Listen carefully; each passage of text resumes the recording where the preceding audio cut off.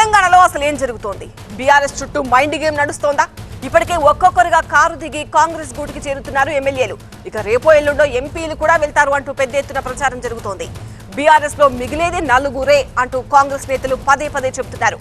మరోవైపు బీజేపీ సైతం ఏమాత్రం తగ్గట్లేదు. బీఆర్ఎస్ ఎమ్మెల్యేలు, ఎంపీలు చాలా మంది తనతో టచ్ లో ఉన్నారంటూ కాషాయం లీడర్లు కామెంట్స్ చేస్తున్నారు. హైకమాండ్ ఓకే చెప్తే గేట్లు తెరుస్తామంటున్నారు. ఒకవేళ అదే జరిగితే రాష్ట్రంలో బీఆర్ఎస్ పరిస్థితి మరోలా ఉంటుందన్నారు. బీఆర్ఎస్ ఖాళీ అవుతుందని చెప్తున్నారు బీజేపీ నేతలు. మరోవైపు బీఆర్ఎస్ ఎంపీలు మాత్రం అదంతా అసత్య ప్రచారమే అంటూ కొట్టిపారేస్తున్నారు. ఈ నేపథ్యంలో బీఆర్ఎస్ చుట్టూ మైండ్ గేమ్ నడుస్తోందా అన్న చర్చ జోరుగా నడుస్తోంది. ముందున్న స్థానిక సంస్థల ఎన్నికలు, అలాగే జీహెచ్ఎంసీ ఎన్నికల్లో గెలిపే లక్ష్యంగా బీఆర్ఎస్ ను టార్గెట్ చేస్తున్నారన్న ప్రచారం ఊపందుకుంది.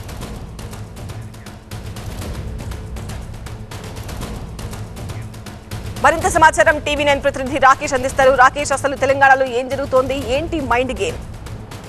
మూడు పార్టీల మధ్య ఈ మైండ్ గేమ్ నడుస్తుంది. BJP versus Congress, Congress versus BRS. ఇట్లా మూడు పార్టీలు విరుద్ధంగా ఉన్నాయి కాబట్టి బీఆర్ఎస్ కొంత వీక్గా కనిపిస్తుంది. బీఆర్ఎస్ నుంచి ఎమ్మెల్యేలు లాక్కోవాలి, బీఆర్ఎస్ మీద ఒక టైప్ ఆఫ్ అటాక్ చేయాలని కాంగ్రెస్ ఎప్పటి నుంచో ప్రయత్నిస్తుంది. అందులో భాగంగా ఇప్పటికే 7 ఎమ్మెల్యేలను కాంగ్రెస్ పార్టీ బీఆర్ఎస్ నుంచి చేర్చుకుంది, 6 ఎమ్మెల్సీలను చేర్చుకుంది. ఇదే టైంలో తెలంగాణలో బలపడాలని చూస్తున్నటువంటి బీజేపీ కూడా ఎంతో కొంత మళ్ళీ ఇదే బీఆర్ఎస్ నుంచి ఎమ్మెల్యేలను, ఎంపీలను చేర్చుకుంటే ఎలా ఉంటుందని ఆలోచనలో ఉన్నట్టు తెలుస్తుంది. నిజంగా ఆలోచనలు ఉన్నారా, లేకపోతే బీఆర్ఎస్ పైన ఒక మైండ్ గేమ్ ప్రయోగిస్తున్నారా అనేది తెలియాల్సింది. ఎందుకంటే బీఆర్ఎస్ కూడా అదే అనుమానం వ్యక్తం చేస్తుంది. కొన్ని వార్తల ద్వారా, కొంత ప్రచారం చేయడం ద్వారా బీఆర్ఎస్ను మరింత బలహీనపరిచేటువంటి ప్రయత్నం జరుగుతుంది. ఇప్పటికీ ఎంతో కొంత రాష్ట్రంలో కాంగ్రెస్ తర్వాత బలంగా ఉన్నటువంటి పార్టీ క్యాడర్ పరంగా కానీ, లీడర్షిప్ పరంగా కానీ, ఎమ్మెల్యేల పరంగా ఏ రకంగా చూసినప్పటికీ చాలా తక్కువ గ్యాప్తోనే మొన్నటి అసెంబ్లీలో ఓడిపోయింది కాబట్టి ఇప్పటికీ కొంత బలంగానే ఉంది. ఈ బలాన్ని బలహీనపరిచేటువంటి కుట్ర జరుగుతుందా మా చుట్టూ అనే అనుమానాలు వ్యక్తం చేస్తున్నారు. ఇక కొద్ది రోజుల క్రితం 2 ఎంపీలు బీఆర్ఎస్ నుంచి బీజేపీలో చేరతారని ఒక ప్రచారం ఢిల్లీ నుంచి హైదరాబాద్ వరకు పాకింది. సురేష్ రెడ్డి, అదేవిధంగా గాయత్రి రవి ఇద్దరు కూడా బీజేపీలో చేరతారనే ప్రచారం జరిగింది. కానీ ఇద్దరు దీన్ని పూర్తిగా ఖండిస్తున్నారు. మేము బీజేపీలో చేరేటువంటి ప్రసక్తే లేదని కొట్టి పారేస్తూ ఉన్నారు 2 ఎంపీలు. బీజేపీ మాత్రం మాతో టచ్లో ఉన్నారు. రాజ్యసభలో బీఆర్ఎస్కు 5 ఎంపీలు ఉన్నారు. కానీ కేకే మొన్న పార్టీ మారడంతో ఇప్పుడు 4కు చేరిపోయింది ఆ సంఖ్య. 4 ఎంపీలు పూర్తిగా మా దగ్గర చేరుతారంటూ చెప్తున్నారు. మొన్న జరిగినటువంటి టూర్లో హరీష్ రావు, కేటీఆర్ ఇద్దరు కూడా ఢిల్లీలో వారం రోజులు ఉన్నారు. ఆ వారం రోజులు కూడా బీజేపీతో మంతనాలు జరిపారు. అవసరమైతే పార్టీని కూడా విలీనం చేయడానికి సిద్ధంగా ఉన్నారంటూ ఒక ప్రచారం బీజేపీ వైపు నుంచి కొద్దిగా కొనసాగుతుంది.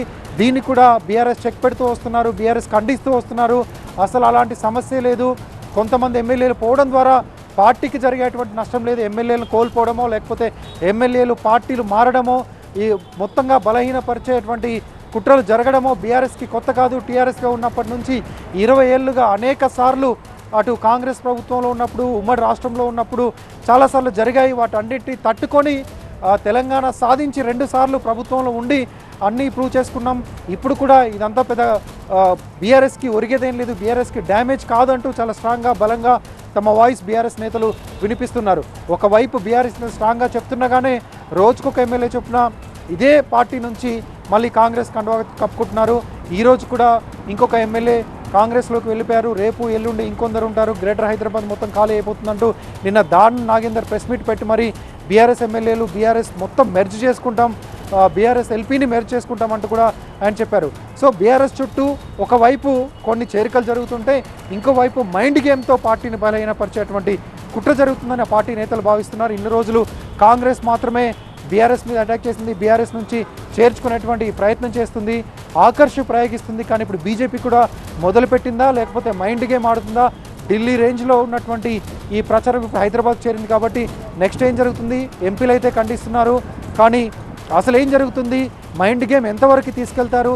బీజేపీకి దీనివల్ల రాష్ట్రంలో వచ్చేటువంటి ప్రయోజనం ఏంటి? బీజేపీ బీఆర్ఎస్ స్థానాన్ని ఆక్రమించుకోవాలని చూస్తుందా? అసలైనటువంటి కాంగ్రెస్కి ప్రత్యర్థి మేమే అని నిరూపించుకోవాలనే ప్రయత్నం చేస్తుందా? ఆ స్పేస్ని బీఆర్ఎస్ బీజేపీకి ఇస్తుందా? ఏం జరుగుతుందనేది కొద్ది రోజుల్లో తెలియటువంటి ఛాన్స్ ఉంది.